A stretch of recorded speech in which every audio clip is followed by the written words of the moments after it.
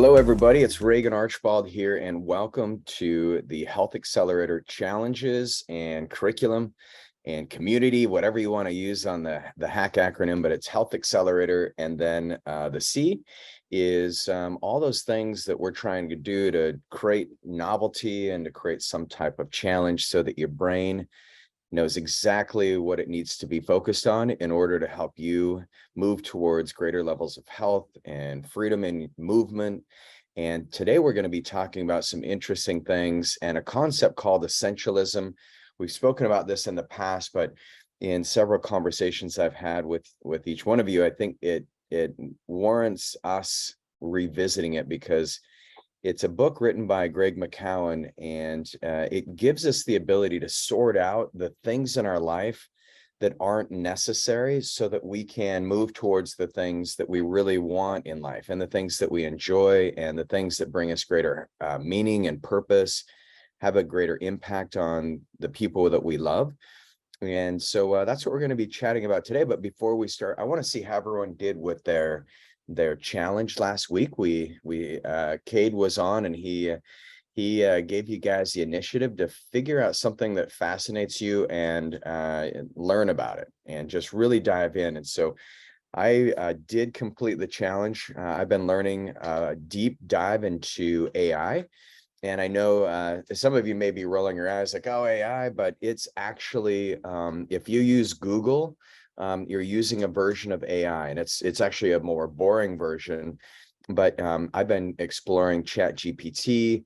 I've been jumping into using Lenza, and I could actually I'll share with you guys a couple photos if you'd like to see.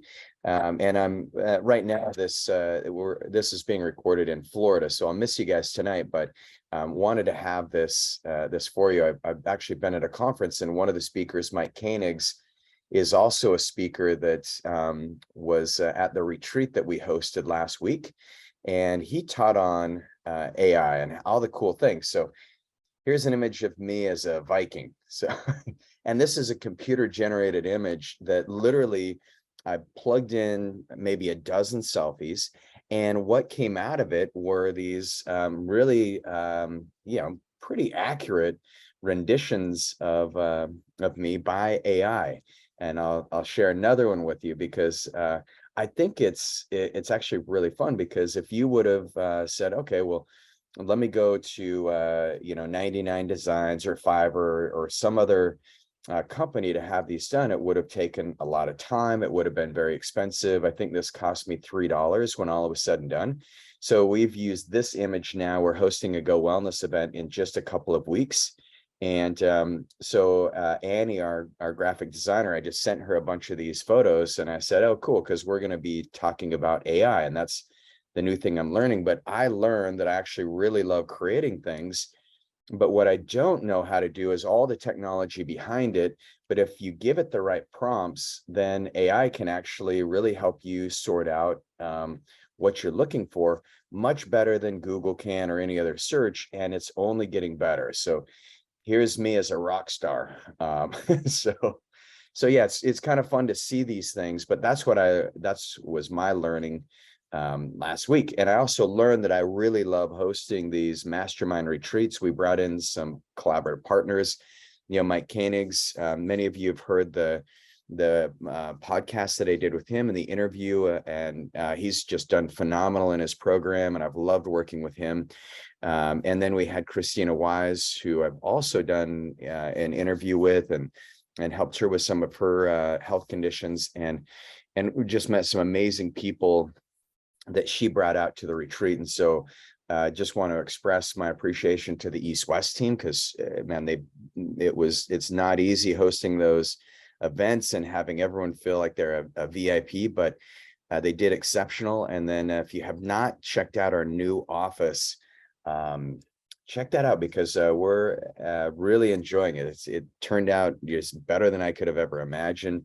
And we haven't even finished all the things that we're setting out to do with it. So thanks everyone for your support over the years. It's literally a dream come true for us.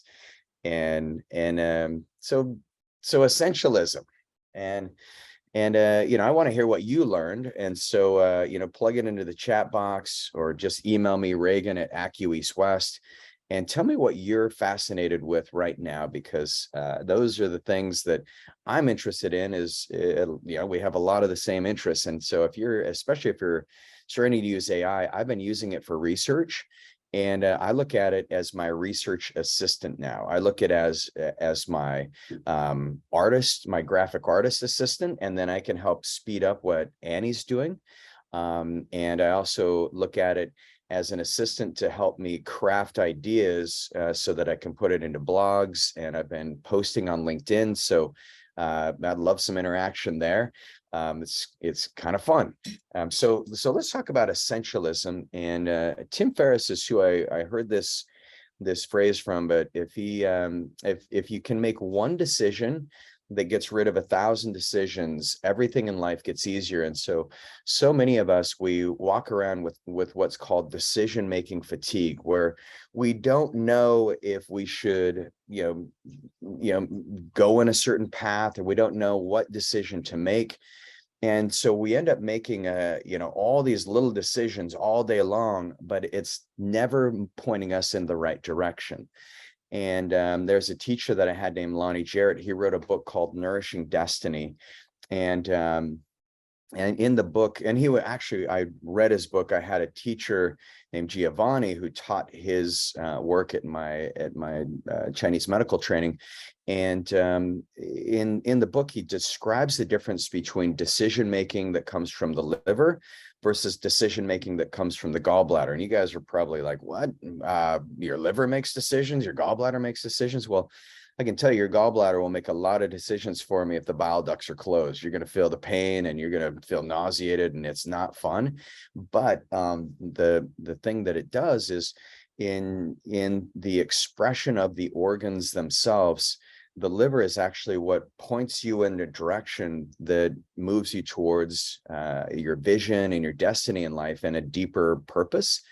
Whereas your gallbladder helps you make the small little decisions in life that get you there. And so if you have gallbladder issues, then essentialism is the exact thing you need from an emotional perspective, because the body and the mind and the soul, there's not a disconnection there. In medicine, we've learned to peel them apart and isolate different different organs and glands. But actually, if you look at it energetically, everything's connected. And that's one of the beautiful things that I love about essentialism, is you can look at each organ system and you can see this expression energetically in our lives.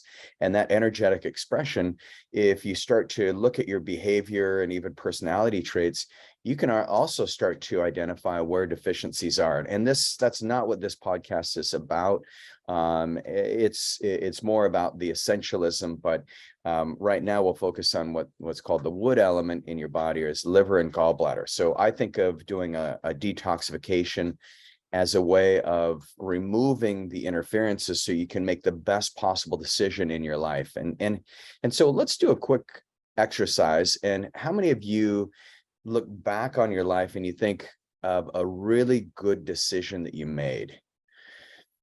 And you can go back and you can, like I'm thinking about marrying my wife. I mean, Jessica's just been so incredible as far as, someone who brings so much light, love, meaning, amazing decision I made. The decision I made to go from the University of Utah out to Hawaii and study more integrated medicine and leave the conventional medicine track, that was a decision that transformed my life, and it made everything easier beyond that because I knew what path I needed to take.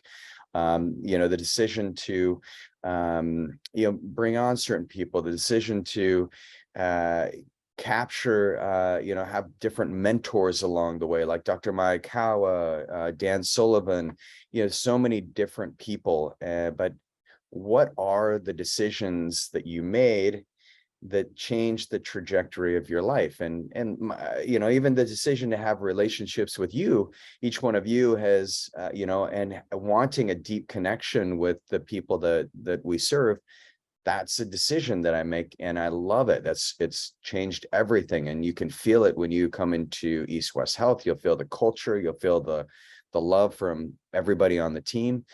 And so what were yours? And then if you think back, you say, okay, well, throughout the course of my life, I've made amazing decisions, and I know each one of you have. And then you look back over the last, 90 days, what are some of those decisions you made that were incredibly meaningful and inspiring? And then you look even in the last week, many of you are on the reset, and you're getting rid of sugar, and you're hydrating yourself, you're exercising, you're doing the 30-30 exercise protocol. Many of you are using your mindset morning journaling, and you're doing some cold exposure. I can hear you guys. I did my cold shower. I get that almost every day. And I love that when you guys actually start learning about how your biology works. These are big things. Many of you are using peptides.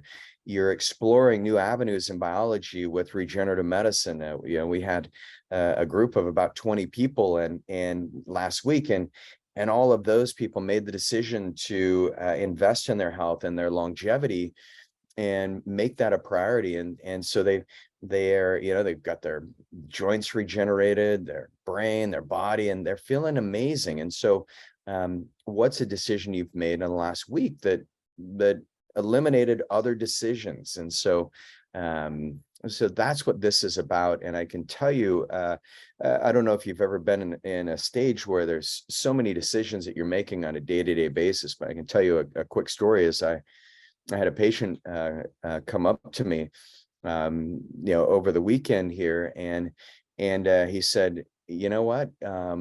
My decision to stop drinking alcohol, and it's been since September.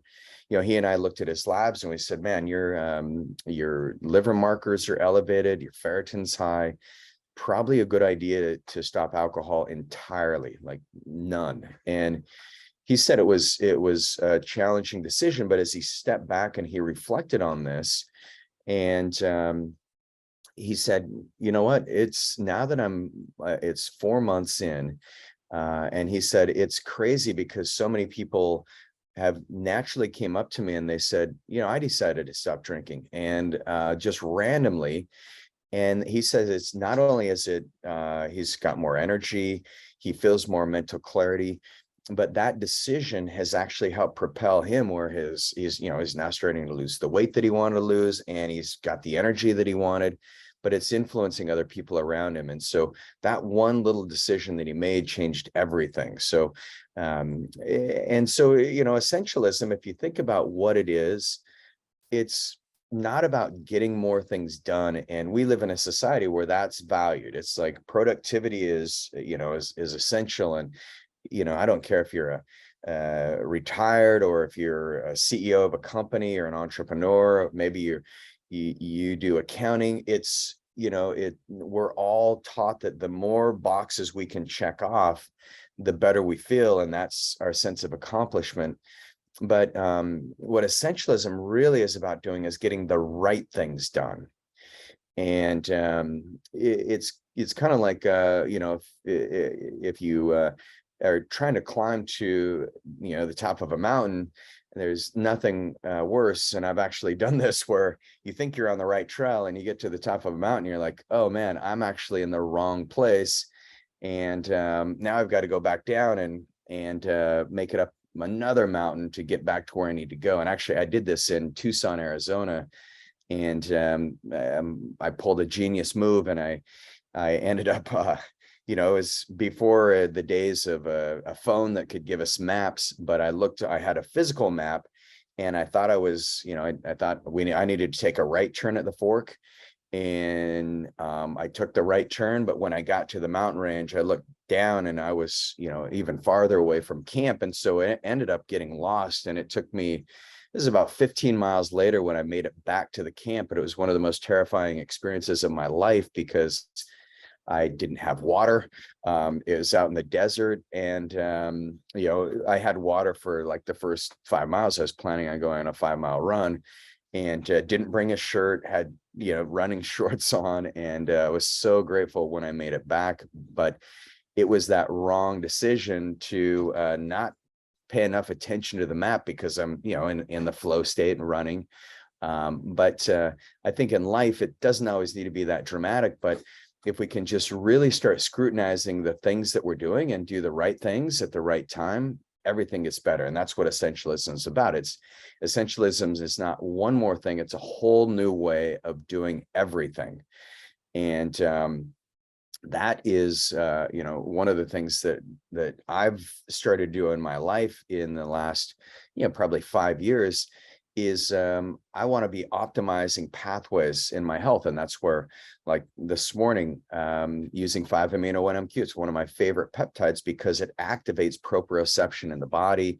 I was able to go for a swim with Kate in the ocean, able to work out. And it's so nice to just have that spring in my step. Essentialism, the other thing it's living by design, not by default, like actually being intentional about your life. And, Dan Sullivan, he says, the person with the biggest intention wins. And that's really the most critical thing, is how are you going to design your life? And then the other thing is, in essentialism, there's two ways to think about it. First is something you do occasionally. And the second is think of it as something that you are. And so when it becomes who you are, if you are an essentialist, then everything becomes easier because it becomes a lifestyle. And so, today the challenge is look at your life, and I'm going to challenge each one of us, and myself included. I'm going to be analyzing all the decisions I've made in my life, and what are the things that are the right things that need to get done, and why is that, and does it lead towards a deep purpose, more meaning, more connection, more impact? And but think about making it as a lifestyle. And so if you haven't read the book Essentialism, we've got them at the clinic. Come snag one in our library, or get it on Amazon or wherever you like to buy your books. But yeah, your challenge for the week is start designing your lifestyle. So really appreciate you guys as being part of our community, and love you guys, and we'll see you next week.